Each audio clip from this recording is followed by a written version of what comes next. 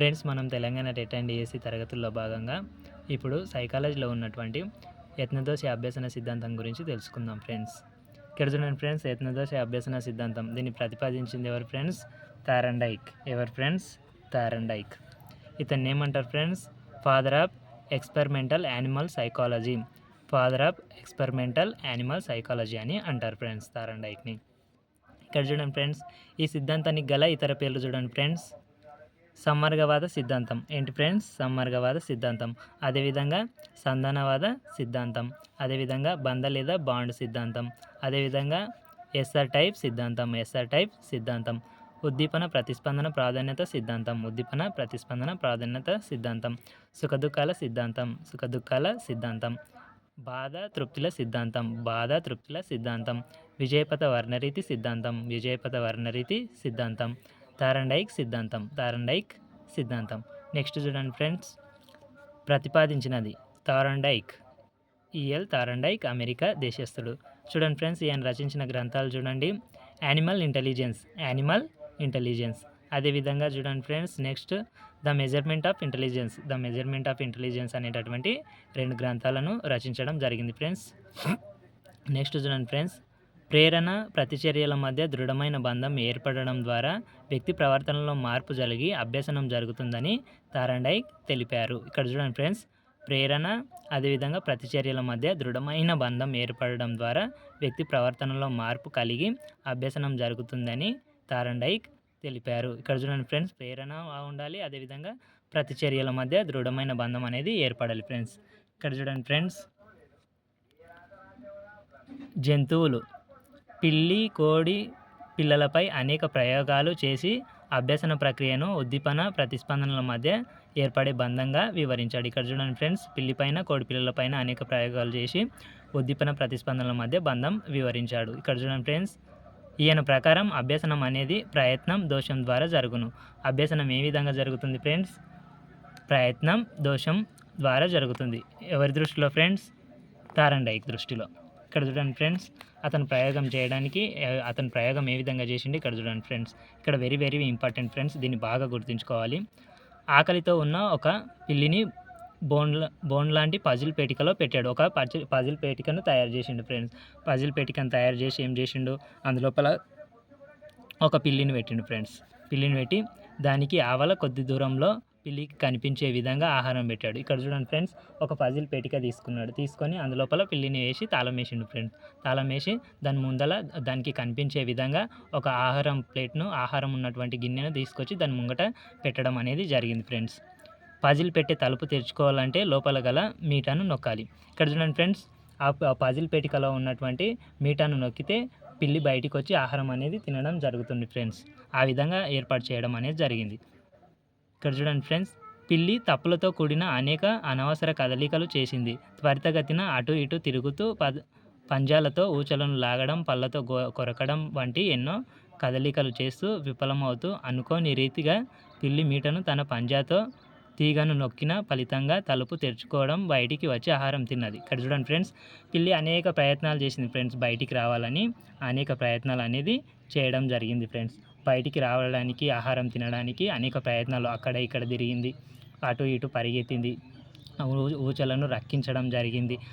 ఎట్టి పరిస్థితుల లోపల పిల్ల అనేది బయటికి రాలేదు ఫ్రెండ్స్. అనుకోకుండా ఏం చేసింది ఫ్రెండ్స్, ఒకసారి పిల్లి యొక్క కాలు మీటకు తగిలింది ఫ్రెండ్స్. తగిలిన వెంటనే తలుపు అనేది తెరుచుకోవడం జరిగింది. తెరుచుకున్న వెంటనే పిల్లి ఆహారం అనేది తినడం జరిగింది ఫ్రెండ్స్.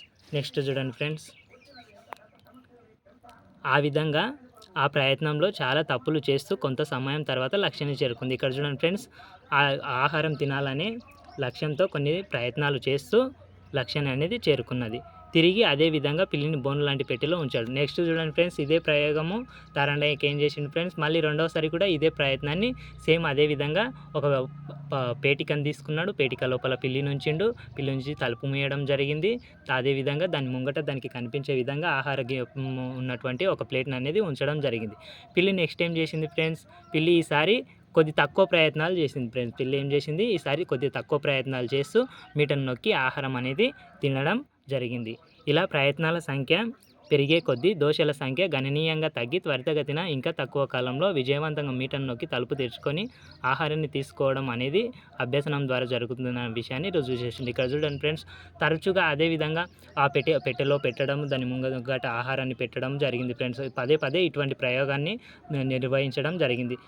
లాస్ట్కు పిల్లి ఏం చేసింది ఫ్రెండ్స్, ఇటు మొత్తం దాని లోపల కూడా అభ్యసనం అనేది జరిగింది ఫ్రెండ్స్. మొదటిసారి తప్పులు ఎక్కువ చేసింది, రెండోసారి కొద్దిగా తప్పులు తక్కువ చేయడం అనేది జరిగింది, మూడోసారి పూర్తిగా తక్కువ చేసింది, నాలుగోసారి పూర్తిగా తక్కువ చేసింది. పూర్తిగా లాస్ట్కి వచ్చే వరకు ఏమైంది ఫ్రెండ్స్, పిల్లి అనేది ఏం చేసింది, మీటను నొక్కి డైరెక్ట్గా మీటను నొక్కి ఆహారం తినడం అనేది జరిగింది ఫ్రెండ్స్. అంటే ఈ విధంగా దోషాల ద్వారా ప్రయత్నాల ద్వారా అభ్యసనం అనేది అక్కడ జరిగింది అని విషయాన్ని థార్న్డైక్ రుజువు చేయడం అనేది జరిగింది ఫ్రెండ్స్ ఈ ప్రయోగం లోపల. ఇక్కడ చూడండి ఫ్రెండ్స్, ఈ ప్రయోగం వలన కొత్త విషయం నేర్చుకోవడం ఒక్కసారిగా కష్టసాధ్యమని 4-5 ప్రయత్నాలు చేయాలని, యత్నాల సంఖ్య పెరిగే కొద్దీ దోషాల సంఖ్య తగ్గి అభ్యసనంలో పట్టు సాధిస్తామనే అంశం తెలిపింది. ఇక్కడ చూడండి ఫ్రెండ్స్, ఎవరైనా కూడా అంతే కదా ఫ్రెండ్స్, కొత్త విషయం ఏదైనా నేర్చుకోవాలంటే ఎవరికైనా మొదటగా కష్టమే ఉంటుంది. అదే నేర్చుకోవాలనే ఆకాంక్షతో దాన్ని మళ్ళీ చేయడం వల్ల ప్రయత్నాల సంఖ్య అనేది, దోషాల సంఖ్య అనేది తగ్గి ఏమవుతుంది ఫ్రెండ్స్, అది నేర్చుకోవడం అనేది జరుగుతుంది. ఇక్కడ చూడండి ఫ్రెండ్స్, ఉదాహరణకు చూడండి, సైకిల్ తొక్కడం, ఈత, ఏదైనా క్రీడల్లో నైపుణ్యం, తొలి దశలో పలకపై రాత మొదలైనవి. ఇక్కడ చూడండి ఫ్రెండ్స్, సైకిల్ తొక్కడం, ఎవరైనా పిల్లవాడికి సైకిల్ తొక్కడం మొదట్లో వస్తుందా ఫ్రెండ్స్, రాదు. నెమ్మదిగా వాడు ఒక కాలు కింద పెట్టి ఒక కాలు పైన పెట్టి సైకిల్ తొక్కడం అనేది నేర్చుకుంటాడు ఫ్రెండ్స్. మొదటగా సైకిల్ యొక్క బ్యాలెన్స్ని ఆపడం అనేది నేర్చుకుంటాడు. అదేవిధంగా ఈత కూడా చూడండి ఫ్రెండ్స్, మొదటగా తన నడుముకు డబ్బా లాంటిది లేదంటే ఏదైనా కట్టుకొని ఈత నేర్చుకోవడం జరుగుతుంది. తర్వాత ఈతను నేర్చుకుంటాడు. ఏదైనా క్రీడలో కూడా నైపుణ్యం, ఇక్కడ చూడండి ఫ్రెండ్స్, ఏదైనా ఒక ఆట మనకు మొదటగా రావాలంటే రాదు ఫ్రెండ్స్, దాని యొక్క ఆట నియమాలు తెలియాలి, ఏ విధంగా ఆడాలో తెలియాలి, అప్పుడే మనకు ఆ ఆట లోపల నైపుణ్యం అనేది జరుగుతుంది. ఇక్కడ చూడండి ఫ్రెండ్స్, తొలి దశలో పలకపై రాత కూడా అట్లే ఉంటుంది ఫ్రెండ్స్. మొదటగా మనకు అక్షరాలు అనేవి తెలియదు, అది ఏ విధంగా రాయాలో కూడా తెలియదు. అదేవిధంగా ఇక్కడ చూడండి ఫ్రెండ్స్, అప్పుడు దోషాల సంఖ్య అనేది ఎక్కువగా ఉంటుంది, నెమ్మదిగా నేర్చుకోవడం జరుగుతుంది. ఇక్కడ చూడండి ఫ్రెండ్స్, ఈ విధంగా జరిగే అభ్యసనాన్ని విజయపథ వర్ణరీతి అభ్యసనం అని అంటారు. ఈ విధంగా జరిగే అభ్యసనాన్ని ఏమంటారు ఫ్రెండ్స్, విజయపథ వర్ణరీతి అభ్యసనం అని అంటారు. ఇది వెరీ ఇంపార్టెంట్ ఫ్రెండ్స్. ఈ ఒక్క వర్డ్ బాగా గుర్తుపెట్టుకోవాలి. దీనిపైన ప్రశ్నలు అడిగే అవకాశం సాధ్యమైనంత వరకు ఎక్కువగా ఉంటుంది. ముఖ్యంగా చలన అభ్యసనం యత్నదోష పద్ధతిలోనే సాధ్యం. ముఖ్యంగా చూడండి ఫ్రెండ్స్, చలన అభ్యసనం అనేది యత్నదోష పద్ధతిలోనే సాధ్యం. థార్న్డైక్ ప్రతిపాదించిన అభ్యసన నియమాలు 2 రకాలుగా విభజించవచ్చు. థార్న్డైక్ ప్రతిపాదించిన అభ్యసన నియమాలు ఎన్ని రకాలుగా విభజించవచ్చు ఫ్రెండ్స్, 2 రకాలుగా విభజించవచ్చు. అవి అభ్యసన ప్రధాన నియమాలు, అదేవిధంగా అభ్యసన అనుబంధ నియమాలు. అభ్యసన ప్రధాన నియమాలు, అదేవిధంగా అభ్యసన అనుబంధ నియమాలు. అభ్యసన ప్రధాన నియమాలు చూడండి ఫ్రెండ్స్, ఇప్పుడు అభ్యసన ప్రధాన నియమాలు.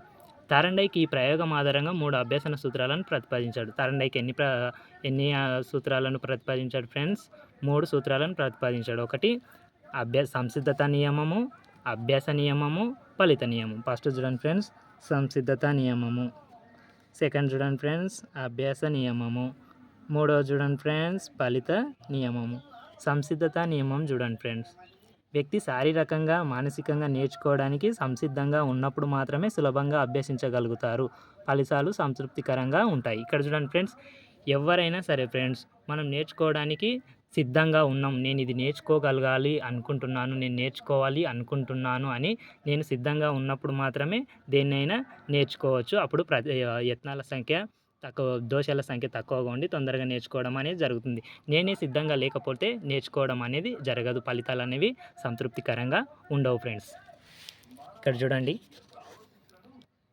వ్యక్తి సంసిద్ధంగా లేకపోతే నేర్చుకోవడం బాధాకరంగాను, అసంతృప్తికరంగాను ఉంటుంది. కొన్ని సందర్భాలలో అసలు నేర్చుకోకుండా పోవచ్చు. ఇక్కడ చూడండి ఫ్రెండ్స్, ఏదైనా ఒక విషయం పట్ల ఒక వ్యక్తికి ఇంట్రెస్ట్ అనేది లేకుండా ఉంటే మనమే అవతలి వ్యక్తులు మాత్రమే నేర్చుకో అంటే ఆ వ్యక్తి లోపల నేర్చుకోవాలని ఉంటే మాత్రమే దాన్ని నేర్చుకోవడం అనేది జరుగుతుంది. ఇతర వ్యక్తులు ఎంత చెప్పినా కూడా అతనికి ఆ యొక్క విషయం పట్ల సుముఖత లేకపోతే నేర్చుకోవడం అనేది జరగదు, అది బాధాకరంగా ఉంటుంది, అతనికి నేర్చుకోవాలనుకుంటున్న వ్యక్తికి ఇబ్బందిగా అనేది కలిగిస్తుంది. నెక్స్ట్ చూడండి ఫ్రెండ్స్, ఈ ప్రయోగంలో పిల్లికి ఆకలిగా ఉండటం వలన పజిల్ బాక్స్ బయటికి రావడానికి సంసిద్ధంగా ఉంది, కాబట్టి పిల్లి మీట నొక్కడం అనే అభ్యసనం జరిగింది. ఇక్కడ చూడండి ఫ్రెండ్స్, పిల్లికి ఆకలిగా ఉంది కాబట్టే ప్రయత్నాలు చేస్తూ ఆహారాన్ని తినడానికి ప్రయత్నించింది. ఒకవేళ పిల్లి సంసిద్ధంగా లేకుండా పిల్లికి కడుపు నిండా ఆహారం తిని ఉంటే దాని ముంగట ఆహారం పెట్టినా ఇంకా ఏదైనా పెట్టినా కూడా అది తినలేదు అంటే అక్కడ అభ్యసనం అనేది జరగదు ఫ్రెండ్స్.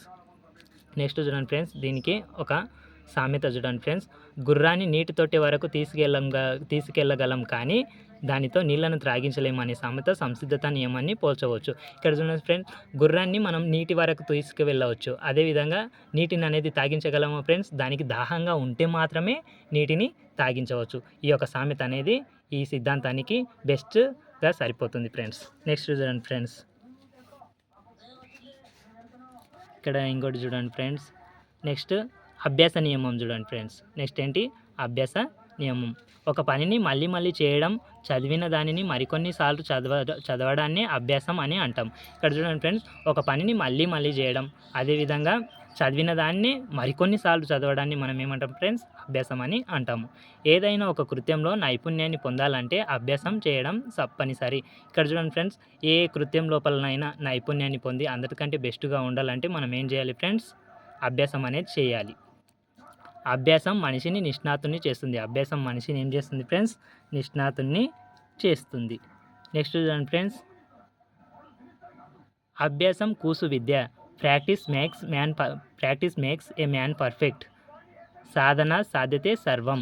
అనగా అనగారాగ మతి చేల్చి నుండును, తినగా తినగా వేము తీయనుండు, సాధనమున పనులు సమకూరు ధరలో అనే వాక్యాలు ఈ నియమానికి చెందినవే. ఇక్కడ చూడండి ఫ్రెండ్స్, ఇవి వెరీ వెరీ ఇంపార్టెంట్ ఫ్రెండ్స్. వీటిని అడిగి మనకు ప్రశ్నలు అడగడం అనేది జరుగుతుంది. చూడండి ఫ్రెండ్స్, ఇక్కడ చూడండి ఫ్రెండ్స్, అనగా అనగా రాగ మత్స్యేల్చి నుండి తినగా తినగా వేము తీయ నుండి సాధనమున పనులు సమకూరు ధరలోన అనే ఈ వాక్యాలు దేనికి, ఏ నియమానికి సంబంధించినవి అని ఆ విధంగా కూడా అడిగవచ్చు ఫ్రెండ్స్. వీటిని బాగా గుర్తుపెట్టుకోవాలి.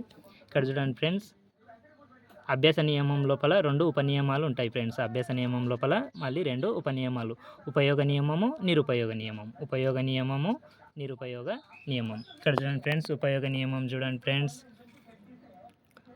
ఉపయోగ తరచుదన పౌనపుణ్య ఉపయుక్త సూత్రం. ఇక్కడ చూడండి ఫ్రెండ్స్, ఏదైనా ఒక కృత్యాన్ని పదే పదే ఆచరించడం వలన ఉద్దీపన ప్రతిస్పందనల మధ్య సంధానం బలం పెరిగి అభ్యసనం బాగా జరుగును. ఇక్కడ చూడండి ఫ్రెండ్స్, ఏ కృత్యానైనా ఏ పనినైనా పదే పదే చేయడం వల్లనే దాని లోపల ఉద్దీపన ప్రతిస్పందనల మధ్య సంధానం బాగా జరిగి అభ్యసనం అనేది జరుగుతుంది ఫ్రెండ్స్. ఇక్కడ చూడండి, సైకిల్ వేగంగా తొక్కడం, ఈత వేగంగా కొట్టడం, టైప్ వేగంగా కొట్టడం. ఇక్కడ చూడండి ఫ్రెండ్స్, సైకిల్ వేగంగా తొక్కడం అంటే మొదటిగా రాని వ్యక్తి చిన్న చిన్న దోషాలు చేస్తూ నేర్చుకుని అదేవిధంగా దాన్ని ఎక్కువ సార్లు అంటే మళ్ళీ సైకిల్ బాగా తొక్కడం వల్ల ఆ అబ్బాయి వేగంగా తొక్కడం అనేది జరుగుతుంది. ఈత కూడా అదేవిధంగా ఫ్రెండ్స్, మొదటగా నెమ్మదిగా నేర్చుకున్నటువంటి వ్యక్తి అదేవిధంగా రోజు ఈత కొడుతూ ఉంటే దాని లోపల బాగా నైపుణ్యం అనేది జరుగుతుంది ఫ్రెండ్స్. టైప్ వేగంగా కొట్టడం. ఇక్కడ చూడండి ఫ్రెండ్స్, టైప్ కూడా అదేవిధంగా ఫ్రెండ్స్, ఫస్ట్ 1 నిమిషానికి 30 పదాలు 20 పదాలు టైప్ చేయగల వ్యక్తి అదేవిధంగా దాన్ని రోజు ప్రయత్నించడం వల్ల ఏం చేస్తాడు ఫ్రెండ్స్? రోజుకు 1 నిమిషానికి 100 పదాలు 200 పదాలు కూడా కొట్టవచ్చు. ఇక్కడ చూడండి ఫ్రెండ్స్, నిరుపయోగ నియమం. నెక్స్ట్ చూడండి ఫ్రెండ్స్, నిరుపయోగ నియమం. ఏదైనా ఒక కృత్యాన్ని పదే పదే ఆచరించకపోవడం వలన ఉద్దీపన ప్రతిస్పందనల మధ్య సంధాన బలం తగ్గి అభ్యసనం జరగదు. ఇక్కడ చూడండి ఫ్రెండ్స్, దానికి వ్యతిరేకంగా ఇది ఆపోజిట్గా ఉంటుంది ఫ్రెండ్స్. ఇక్కడ చూడండి, ఎంఎస్సి మ్యాథ్స్ చదివిన వ్యక్తి 10వ తరగతిలోని ఇంగ్లీష్ స్టోరీని ప్రస్తుతం చెప్పలేకపోవడం. ఇక్కడ చూడండి ఫ్రెండ్స్, ఏదైనా ఒక కృత్యాన్ని పదే పదే చేయకపోవడం వల్ల ఏమవుతుంది ఫ్రెండ్స్? అక్కడ నిరుపయోగం అనేది జరుగుతుంది, అక్కడ మన అభ్యసనం అనేది జరగదు. ఎంఎస్సి మ్యాథ్స్ చదివిన వ్యక్తి 10వ తరగతిలోని ఇంగ్లీష్ స్టోరీని ప్రస్తుతం చెప్పాలి. ఇక్కడ చూడండి ఫ్రెండ్స్, ఎంఎస్సి చదివిన వ్యక్తి తను 10వ తరగతి లోపల చదివినటువంటి స్టోరీని ఇప్పుడు ప్రస్తుతం అడిగితే చెప్పగలుగుతాడా? చెప్పలేడు ఫ్రెండ్స్. ఎందుకంటే ఆ 10వ తరగతి ఎప్పుడో ఒకప్పుడు చదివిండు, మళ్ళీ ఎప్పటికీ దాన్ని చదువుతూ ఉండకపోవడం వల్ల అది అనేది గుర్తుండదు. నెక్స్ట్ చూడండి ఫ్రెండ్స్, ఈ నియమం చలన కౌశలాలకు వర్తించదు, మెదడు సంబంధిత అంశాలకు మాత్రమే వర్తిస్తుంది. ఈ నియమం చూడండి ఫ్రెండ్స్, నిరుపయోగ నియమం అనేది చలన కౌశలాలకు వర్తించదు, మెదడుకు సంబంధించిన అంశాలకు మాత్రమే వర్తిస్తుంది. నెక్స్ట్ ఉదాహరణ చూడండి ఫ్రెండ్స్, ఒకసారి సైకిల్ తొక్కడం నేర్చుకుంటే అది ఎప్పుడు మర్చిపోము, కానీ ఈరోజు నేర్చుకున్న పాఠాన్ని తిరిగి ఉపయోగించకపోతే మర్చిపోతాం. ఇక్కడ చూడండి, ఇది 100కు 200% నిజం ఫ్రెండ్స్. ఒకసారి సైకిల్ తొక్కడం నేర్చుకుంటే అది జీవితంలో ఎప్పటికీ మర్చిపోలేము.